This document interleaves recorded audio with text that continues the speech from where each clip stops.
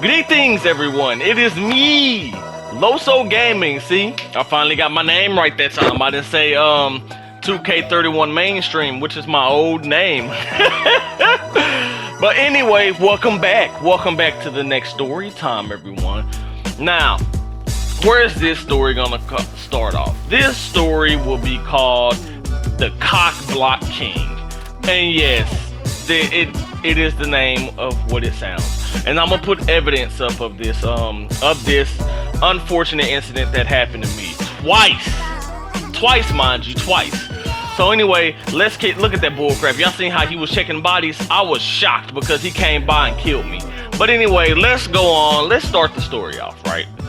So this story takes place maybe last year or maybe 2 years ago. I'm not too sure where this story started at. But so the first one starts out when I was at work. It was 8 o'clock at night. We're gonna call this douchebag. What are we gonna call him? We're gonna call him Red Shirt. So Red Shirt was a real cool friend of mine. He was really cool. We adopted him into our group. We found the dude real funny. He was a real cool guy for the moment. But Red Shirt started doing bullcrap, and I would maybe say this was the first of the evidence that made me started not liking Red Shirt. And there's a girl. We're gonna call this girl. We're gonna call her Keys. Now Keys is really used to work with us. Keys was really, really, really beautiful. She was a Mexican girl, like freckles on her face, beautiful eyes, beautiful hair, and she was a lot shorter than me. And when I mean this girl was beautiful, this girl was drop dead beautiful. And I mean it too, and I'm not exaggerating that. So,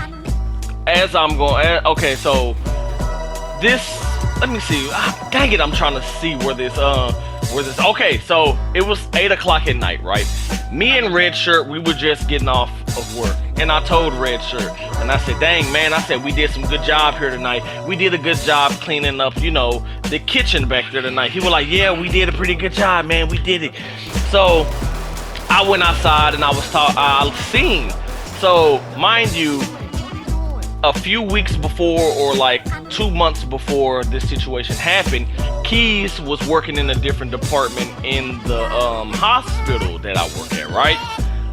So I'm sitting there thinking to myself, because the word came back up to me, she was working upstairs. I'm like, what? This is my chance. I said, and I heard she's single. That's what's up for me. So I seen her out there.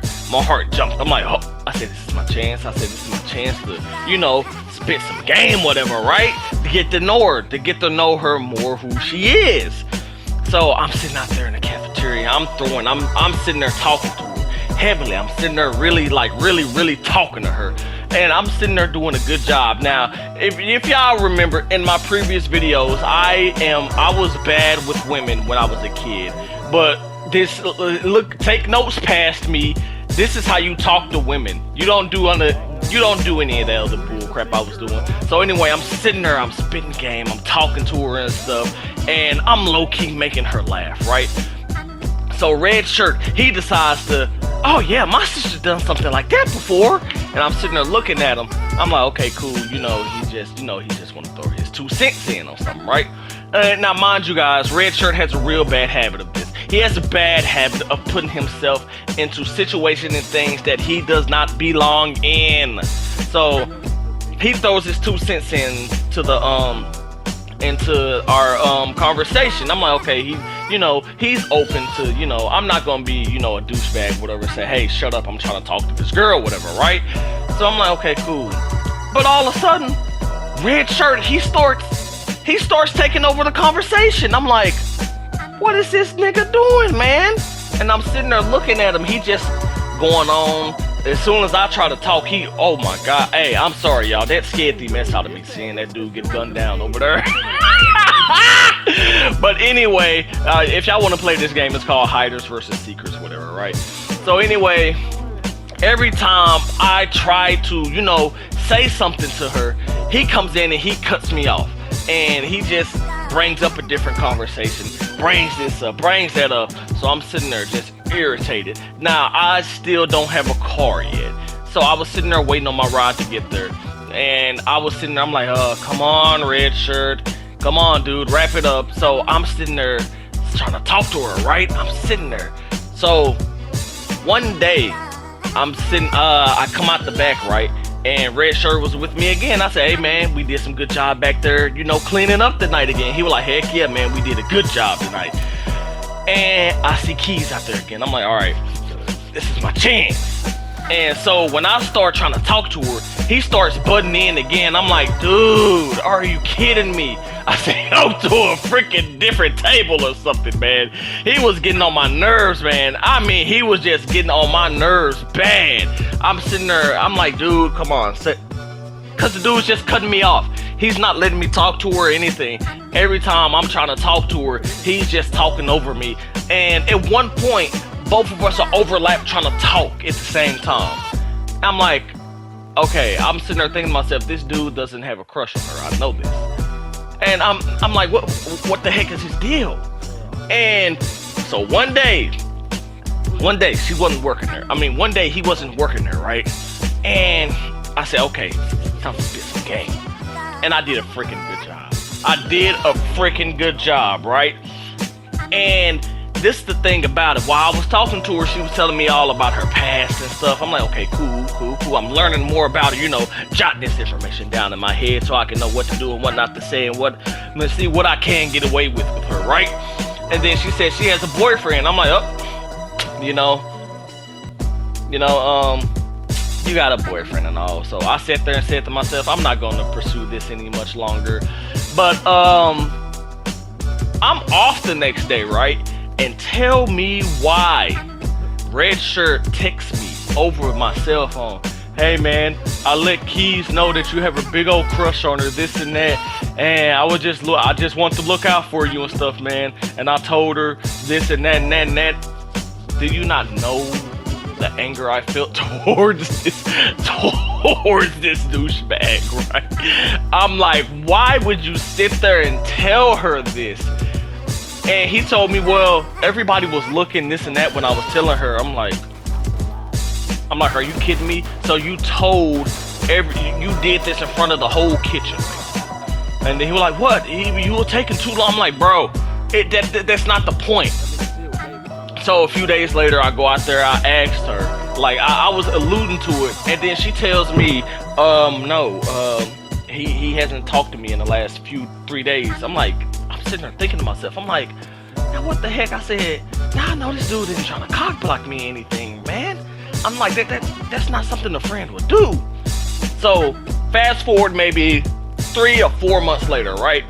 There's another girl working back in the kitchen. I remember one day I was flirting with her heavily, right?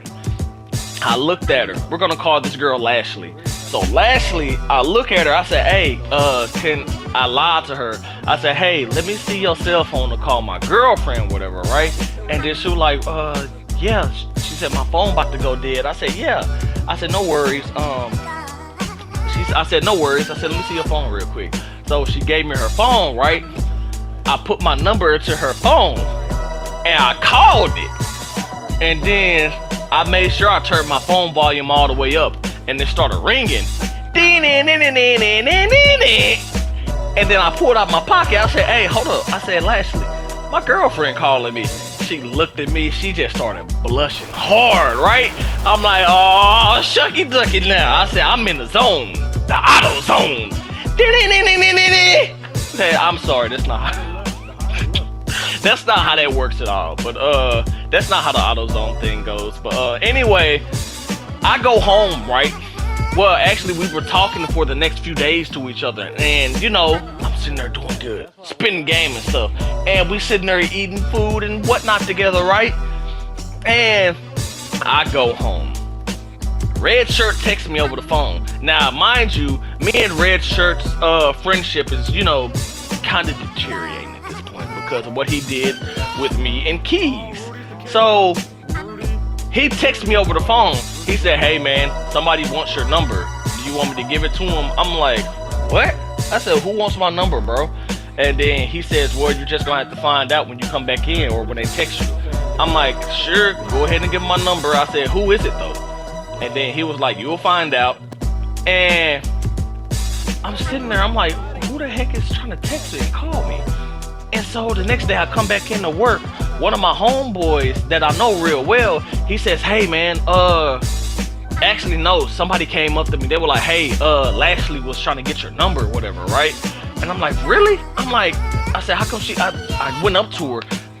I said, hey, Lashley, I said, did you ever get my number or whatever, right? And then she was like, yeah, I got it, but you know, I forgot to text you, whatever. And I'm sitting there, I'm like, dang, I said, okay. I said, she must have been busy, whatever, right? And then so somebody, I don't know, somebody comes up to me. Okay, I remember what happened. This is what happened. One of my coworkers, he's a Mexican, right? He's an older Mexican guy. He said, hey, Carlos, man, come here really quick, man. I'm like, what's up, man? He pulls me to the side. Hey, I don't know, you like that girl, Lashley out there, right? I'm like, yeah. I said, what's up? I'm like, I don't know if you're gonna get pissed off about this or not, but Red Shirt, he was talking to her the other day, right? And he tells her saying, yeah, here's Carlos' number, but I just want you to know he doesn't have a car, you know, he still stays with his mom, yada yada yada, you know, you're better off finding someone else. Dude. Oh my God, please don't listen. Dude, you won't believe how pissed off I was. Y'all see that bull crap? He did not catch me. He thought I was dead. But y'all won't believe how pissed off I was about that, right? I mean, I was really pissed off about it. I was really pissed off. I'm like, dude, are you kidding me? So I text Red Shirt personally myself. Well, I told everybody in the group that we were in at the time. Everybody was pissed off at him. One dude was ripping him to shreds, ripping him a new one, right? And they're saying to him, why would you do some bullcrap like that? You're cock blocking, man. You don't do that to someone you call a friend. And you know, that was the beginning of the downfall of Red Shirt. He was put out of the group. He got put out and he started going down this deep rabbit hole of, you know, going insane. And that's a different story time. That story is probably gonna be like 30 minutes long or so. But man, it kind of went a little something like this when I found out, right? And I'm sitting there thinking to myself, I'm like, why would you do something like this? This is your second time. You did it with me and Keys, and you lied to me saying that, hey, Keys, I told Keys you liked her, and which I was embarrassed to go up to her about this. I said, you other dudes don't do that to the homies, man, because they're gonna think you're scary. Man, moral of the story is, guys, this is part one of, you know, of the legacy of Red Shirt. This is part one. So, guys, pick your friends carefully. Pick them very, very carefully. You know, make sure you guys keep your moving silence like gangsters, like lasagna. That does not make any sense. I was trying to think of the song, but I cannot remember it. But anyway, make sure you guys move in silence. Don't tell everybody your next move. You know? And I will see you guys in the next video. Peace out.